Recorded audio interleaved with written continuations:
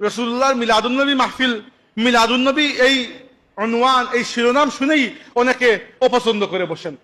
কি জন্য অপছন্দ করেন সেটাও একটা আশ্চর্যের বিষয়। কারণ উনারা যখন অন্যান্য নাম দিয়ে, ধরেন সিরাতুন্নবী মাহফিল বা রহমতুল্লিল আলামিন কনফারেন্স ইত্যাদি দিয়ে মাহফিল করা হয়, আমরা তো আর বেজার হই না। বেজার হবো কেন?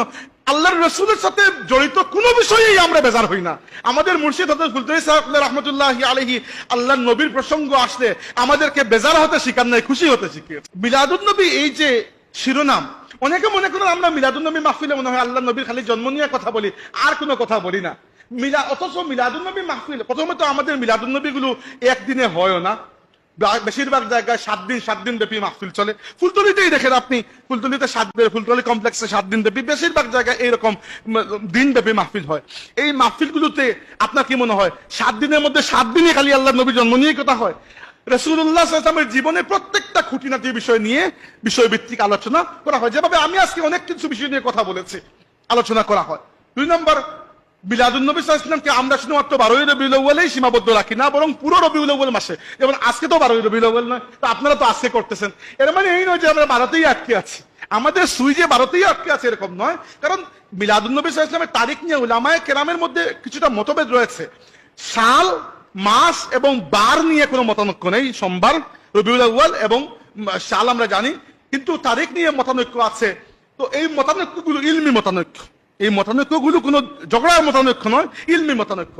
কিন্তু যদিও বা এই তারিখ নিয়ে মতানৈক্য আছে, আমাদের এই মতানৈক্যে পড়ার দরকার কি? আমাদের জন্য পুরো রবিউল আউয়ালই আল্লাহর নবী আলোচনার মাস, যেভাবে পুরো রমজানই আমাদের জন্য কোরআনের মাস। এর মানে এই নয় যে আমরা সারা বছর আর কোরআন পড়ি না, পড়ি তো। এভাবে রবিউল আউয়ালে আমরা আমাদের নবীর কথা বিশেষভাবে আলোচনা করি, কিন্তু এর মানে এই নয় যে বাকি বছর আমরা করি না। আমাদের আলোচনা তো আমাদের নবী দিয়ে শুরু হয়, নবীদের গিয়ে শেষ হয়। তো যে বলতে চাচ্ছিলাম যে মাহফিলে মিলাদুন্নবীতে আমরা আল্লাহর রাসূলের পুরো জীবনী আলোচনা করি। দেখেন আমাদের প্রান্তীয় সংগঠন বাংলাদেশ আঞ্জুমানে তালামিজি ইসলামিয়ার পক্ষ থেকে প্রত্যেক মিলাদুন্নবী উপলক্ষে যে সুবে সাদিক নামক যে একটা স্মারক বের হয়, সেখানে রাসূল সাল্লাল্লাহু আলাইহি ওয়াসাল্লামের জীবনে প্রত্যেকটি বিষয় নিয়ে কোনো না কোনো প্রবন্ধ থাকে।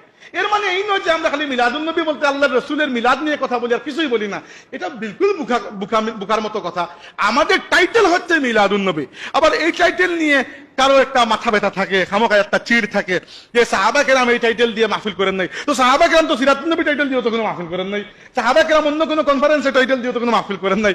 এইগুলো সবই ইজতিহাদি বিষয়। তো আপনার জোলা খালি মিলাদুন্নবী টাইটেল নিয়ে কেন? এইটা এগুলা হুদাই খামোখা উম্মতের মধ্যে একটা বিভেদ সৃষ্টি করার একটা বিষয়, এছাড়া আর কিছুই নয়। হাজিরিন, আমরা আল্লাহর হাবিব সাল্লাল্লাহু আলাইহি ওয়াসাল্লামের এই মিলাদের মাসে করবোটা কি? প্রথমত আল্লাহর নবী সাল্লাল্লাহু আলাইহি ওয়াসাল্লামের সাথে সম্পর্ক, তাআল্লুক বৃদ্ধি করার চেষ্টা, এটি আমাদের প্রধান কর্তব্য। সম্পর্ক বৃদ্ধি করার দরকার আছে কিনা এখন যদি নাও বুঝি, কিয়ামতের দিন যখন ঠেকায় পড়বো তখন বুঝবো যে আসলে সম্পর্ক বৃদ্ধি করা দরকার ছিল। তো আল্লাহর নবীর সাথে সম্পর্ক বৃদ্ধি করার সবচেয়ে সহজ মাধ্যম হচ্ছে দুরূদ শরীফ। এই জন্য আপনাদের কাছে আমি উদাত্ত আহ্বান জানাই যে এই রবিউল আউয়াল মাস চলাকালীন অন্ততপক্ষে দুরূদ শরীফ পাঠ করার একটু পরিমাণ বাড়িয়ে দিন। দুরূদ শরীফে কি হয়, একবার দুরুদের ফলে আপনার 10টা নেকি হয় এবং 10টা গুনাহ আল্লাহ মাফ করে দেন। শুধু তাই নয়, আল্লাহর ফেরেশতা জিবরিল আলাইহিস সালাম বলেছেন, আমা তারদাকা ইয়া মুহাম্মদ আন তুসাল্লি আলাইয়া মিন উম্মাতিকা ওয়াহিদাতান ইল্লা সাল্লাইতু আলাইহি 10। হে মুহাম্মদ সাল্লাল্লাহু আলাইহি ওয়াসাল্লাম, আপনি কি খুশি নন যে আপনার যে উম্মত আপনার প্রতি একবার দুরূদ পাঠ করবে, আমি জিবরিল তার জন্য 10 বার রহমতের জন্য দোয়া করব। দুরূদ পাঠ করা আল্লাহর নবীর সাথে তাআল্লুক মজবুত করার সবচেয়ে ইজি উপায়। ফুলতলি সাহেব রাহমাতুল্লাহ আলাইহি বলতেন রোজ 200 বার দুরূদ শরীফ, 100 বার ইস্তেগফার শরীফের কথা। এইটাও আপনারা অবশ্যই গুরুত্ব দিয়ে করবেন, পারলে আরো বাড়াবেন। ফুলতলি সাহেব নিজেও বলতেন পারলে আরো বৃদ্ধি করে পড়বেন। রবিউল আউয়াল মাস দুরুদের মাস। 2 নম্বরটা হচ্ছে সালাম। দেখুন, দুরুদের ফলে নেকি বৃদ্ধি পায়, আর সালামের ফলে আল্লাহর নবীর জবাব পাওয়া যায়। রাসূলুল্লাহর জবাব পাওয়ার জন্য আমরা কি উদ্গ্রীব নই? অথচ সাহাবায়ে কেরাম আল্লাহর নবী দুনিয়াতে থাকাকালীন এমনকি ইন্তেকালের পরেও সালামের জন্য কত আগ্রহী ছিলেন। 2টা ঘটনা বলি আপনাদেরকে। আল্লাহর নবী সাল্লাল্লাহু আলাইহি ওয়াসাল্লাম একবার সাআদ ইবনে উবাইদা রাদিয়াল্লাহু আনহুর ঘরে গেলেন, গিয়ে এখন তো কলিং বেল টোন নাই, আগের যুগে কলিং বেল ছিল না, দরজার সামনে দাঁড়িয়ে সালাম দিলেন, আসসালামু আলাইকা ইয়া সাআদ। সাআদ ইবনে উবাইদা রাদিয়াল্লাহু আনহু কোনো জবাব দিলেন না, আল্লাহ নবী কোনো জবাব শুনলেন না। কিছুক্ষণ থেমে আবার সালাম দিলেন, আসসালামু আলাইকা ইয়া সাআদ। কোনো জবাব নেই। কিছুক্ষণ থেমে আল্লাহ নবী 3 নম্বর সালাম দিলেন, আসসালামু আলাইকা ইয়া সাআদ। হে সাআদ, সালামু আলাইকুম। জবাব নেই। 3 বার যখন জবাব দেন নাই, তখন এটিকেট আদব হচ্ছে আপনি ফিরে যাবেন। আল্লাহর রাসূল ফিরেছেন। যেই মাত্র ফিরে যাওয়া শুরু করেছেন, সাআদ ইবনে উবাদা রাদিয়াল্লাহু আনহু ঘর থেকে দৌড়ে এসে বললেন, লাব্বাইকা ইয়া রাসূলুল্লাহ, ইয়া রাসূলুল্লাহ, আমি হাজির হয়ে গেলাম। তখন আল্লাহ নবী জিজ্ঞেস করলেন যে, তুমি কি আমার সালাম শুনতে পাও নাই? তিনি বললেন, ইয়া রাসূলুল্লাহ, আমি ঘরেই ছিলাম, আপনার প্রত্যেকটা সালাম আমি শুনেছি এবং জবাবও দিয়েছি। জবাবটা দিয়েছি আস্তে আস্তে যেন আপনি শুনতে না পান, কারণ আমার ইচ্ছা ছিল আমার নবী আমার নাম ধরে সালাম দিচ্ছেন, যত বেশি সালাম আমি শুনতে পারবো আমার জন্য ততই লাভজনক। এটা আমার জন্য খুশির বিষয় ছিল যে আমার নবী আমার কাছে এসে আমার নাম ধরে সালাম দিচ্ছেন। কিন্তু সালাম দেওয়ার পরে আপনি ফিরে যাচ্ছেন, এটাও তো বেয়াদবি। এই জন্য আমি আর ঘরে থাকতে পারি নাই, এসে মুলাকাত করেছি। সাহাবা কিরামের এই আগ্রহ ছিল। আর ইন্তেকালের পরে দলিল কি? আমরা যে সালাম দিই রওজা শরীফের পাশে গিয়ে, আব্দুল্লাহ ইবনে ওমর রাদিয়াল্লাহু আনহু অভ্যাস ছিল, মুসনাদে আহমদ কিতাবের মধ্যে হাদিস রয়েছে যে তিনি মদিনার মানুষ, মদিনায় থাকতেন। যখনই মদিনা থেকে বের হয়ে যেতেন যাওয়ার সময়, আর যখনই মদিনায় ফিরে আসতেন আসার সময়, সর্বপ্রথম যে কাজটি করতেন, রাসূলুল্লাহ সাল্লাল্লাহু আলাইহি ওয়াসাল্লামের রওজা শরীফের সামনে দাঁড়াতেন, দাঁড়িয়ে বলতেন, আসসালাতু ওয়াসসালামু আলাইকা ইয়া রাসূলুল্লাহ। এরপরে একটু ডান দিকে সরতেন, সরে বলতেন, আসসালামু আলাইকা ইয়া আবা বকরিন সিদ্দিক। আবু বকর রাদিয়াল্লাহু আনহুকে সালাম দিতেন। এরপর আরেকটু ডান দিকে সরতেন, সরে বলতেন, আসসালামু আলাইকা ইয়া আবাতা। তার নিজের বাবাকে উমর ইবনে খাত্তাব রাদিয়াল্লাহু আনহুকে সালাম দিতেন। এরপরে অন্য কোনো কাজ করতেন। তাই আল্লাহর হাবিবের রওজা শরীফে হাজিরি দেওয়া দুনিয়ার तमाम নফল নেক কাজের মধ্যে সবচেয়ে উত্তম কাজ। আল্লাহ যেন আমাদেরকে তৌফিক দেন আল্লাহর হাবিবের জিয়ারতের, আমরা বলি আমিন। তো এই হচ্ছে সালামের বিষয়। এবার আপনি চিন্তা করলেন, আমি তো যাইতে পারতেছি না মদিনা শরীফে, আমি কি রকম সালাম দেব?